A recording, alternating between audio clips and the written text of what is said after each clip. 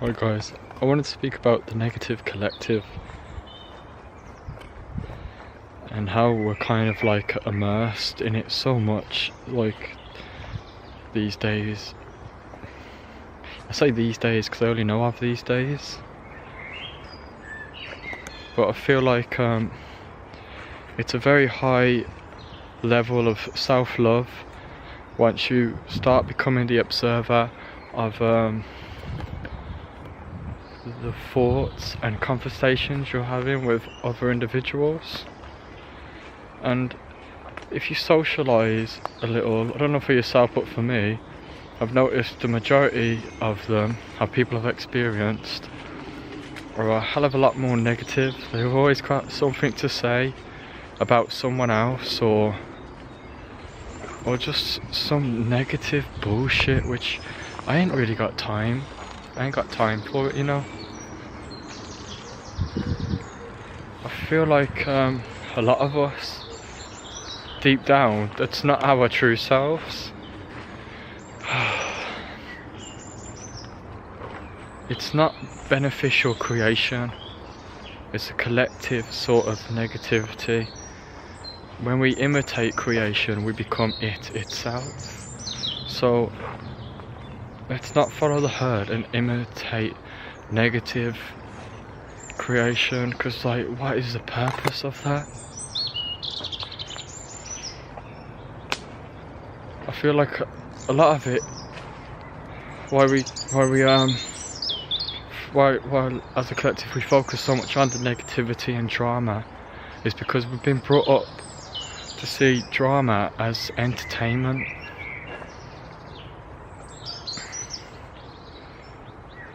As if it's like a normal kind of subject, and the two-facedness of everyone. Like, next time one of your so-called friends are talking to you about someone else, like, be strong enough to change the subject and make it more positive.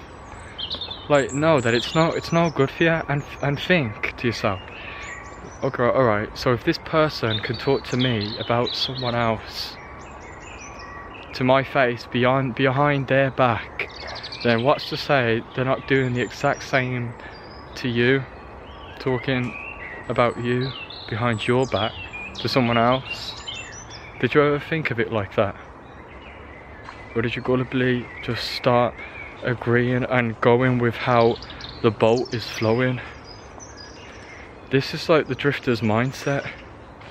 If you think of the mind being Titanic, it's a massive freaking boat, but if it has no destination, it will drift and it won't really go anywhere, and then I guess it then ceases to exist really. If we see like the iceberg as like a molehill that manifested into a mountain, because it's a negative iceberg, it crushes the ship, doesn't it? And then the ship ceases to exist anymore and just sinks from then on in. And all these people are going to do is drag you down with them, if you allow them to. It ceases to like astound me how much people would rather watch so-called drama like Jane McKyle and all of this negative crap and gossip about others, then actually use their brain productively and recognise the genius within. But I don't blame them in a sense, and I know I used to be the same as well. The reason why I don't blame them is because it's not like we was grown to use our mind like this. It was sort of manufactured to look at media and look at the news and newspapers and all this negative kind of shit, but you have to be the governor of your mind, and you've got to be self-aware. Like, do I really want to be up to date with the news just to be able to spread more of that kind of shit and vibration? Because it's a very, very low vibration. And when we're intoxicated with such distortion, we can't think clear, and we get a lot of I'm not sure what the word is, cortisol or something like that. I was talking about this in the last podcast with Tawanga. It's called Mindscreed. If you don't know about it, I've set it up with a friend. I'll put it in the link below. And he was talking about like what is judgment and thinking, and is it really the same thing? But yeah, it's a stress hormone basically. So if you imagine ourselves as being drugs, that's what we are beyond this body. That's what we're feeling. We're feeling the oxytocin, dopamine, serotonin, etc. We can also feel stress hormone drugs that over a period of time, with copious amounts of it, it can actually lead to dementia and cancer. You're literally killing yourself. You're not only killing yourself by sharing this gossip, but you're killing them as well. And once you come to that realization, you'll stop like gossiping so much. Maybe really it's people want to talk and share this darkness, gossip and negative shit. It's because they're trying to hide their own emotions of how they're really feeling within.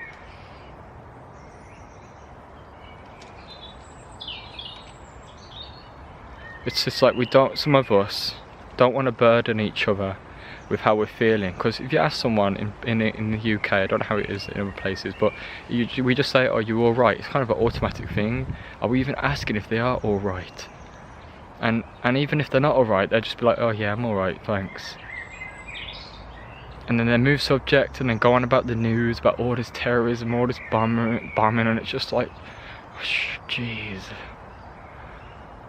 Like, just keep it positive.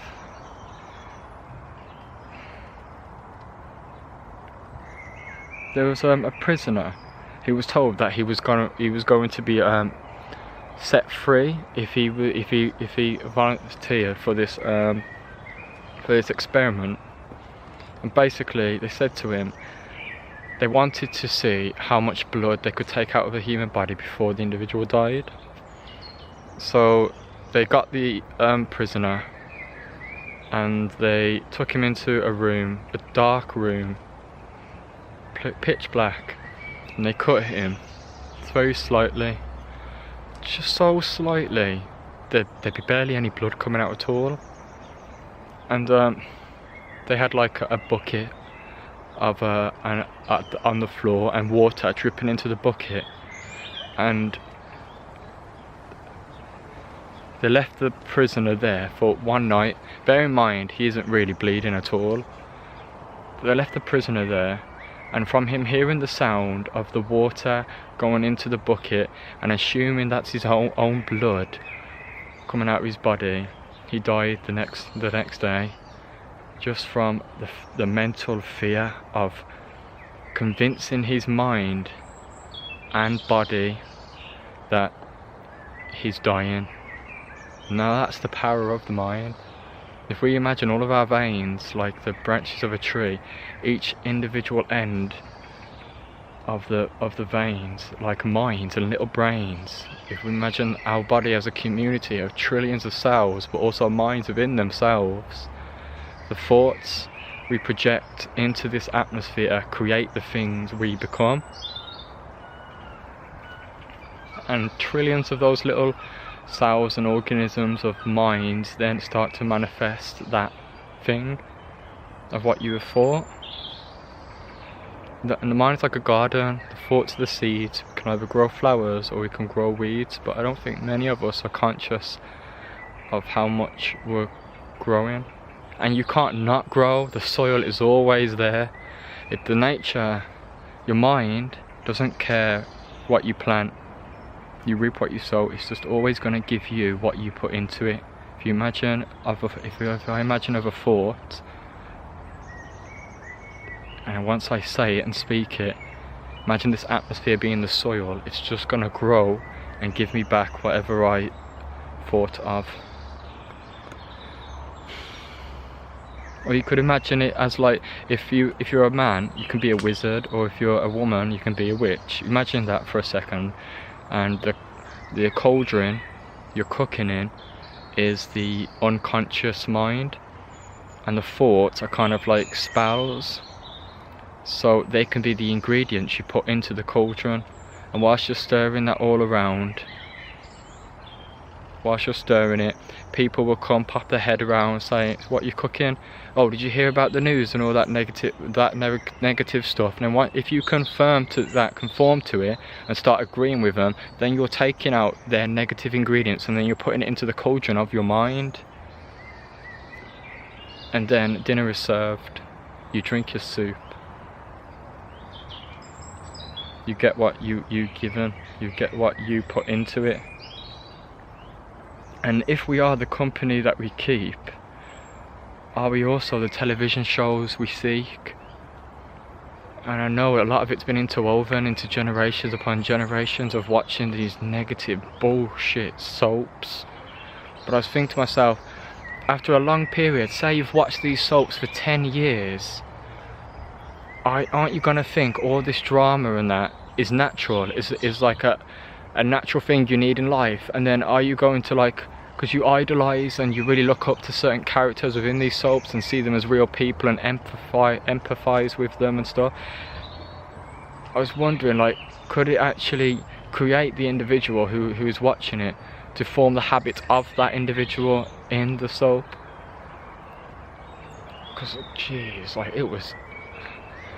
I really didn't like seeing the soaps on TV all the time. All it was just loud, rowing and shouting, and you cheated on this and blah blah blah, drug, alcohol, like, it's just a load of shit. Why would you want that?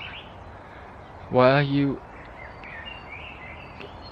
like, allowing your mind to be consumed with such shit?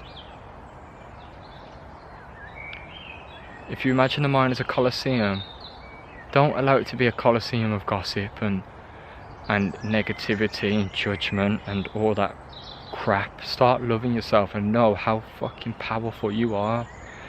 Know how amazing you are, and start using your brain properly. If you've got a little voice in your head that says, oh, but I'm not that type of person, or that kind of rubbish, yeah, just do it. By all means, do what you think you want to do, and then that little voice will disappear. It can't stay there because you're proving it wrong.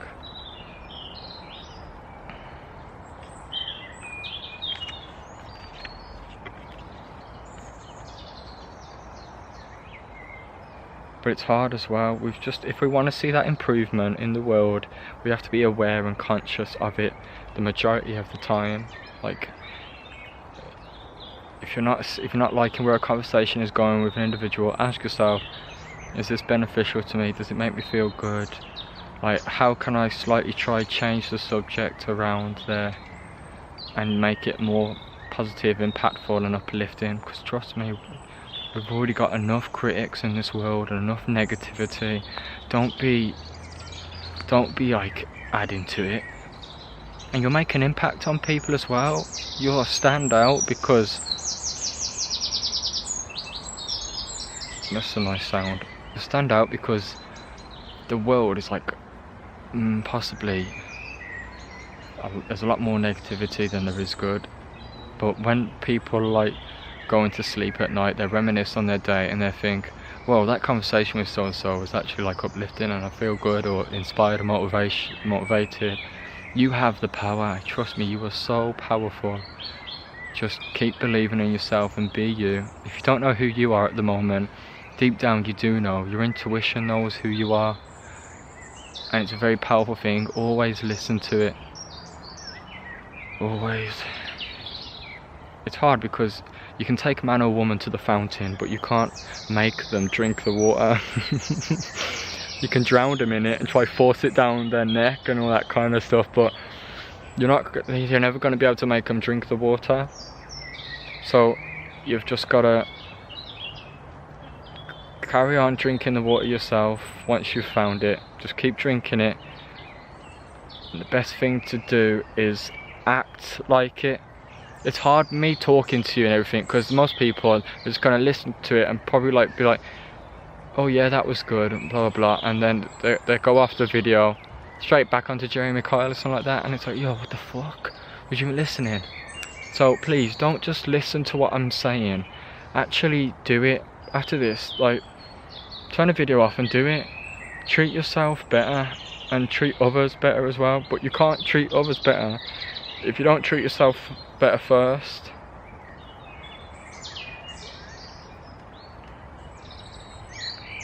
And like, for that saying, keep your friends close but your enemies closer. Like, have you asked yourself, like, are these enemies around us who are trying to give us these lower vibrations and everything? And maybe the answer is no. The enemy is you. You are your own enemy. There's an African proverb that says, when there's no enemy within, the enemy outside can do us no harm. A lot of people don't know that though. They don't know that they're their own worst enemies. But when you consciously come around to the fact that you are in control of what you prey upon and consume and chat upon, you will turn the paradigm shift. You will change the mindset of that individual, and within yourself.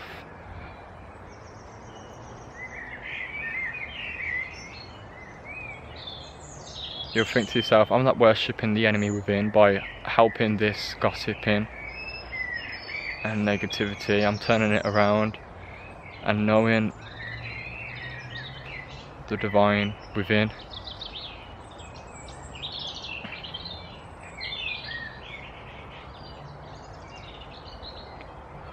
Okay, I think that's all for this video. Much love, guys. I hope you have had a good day. Ciao. Bye.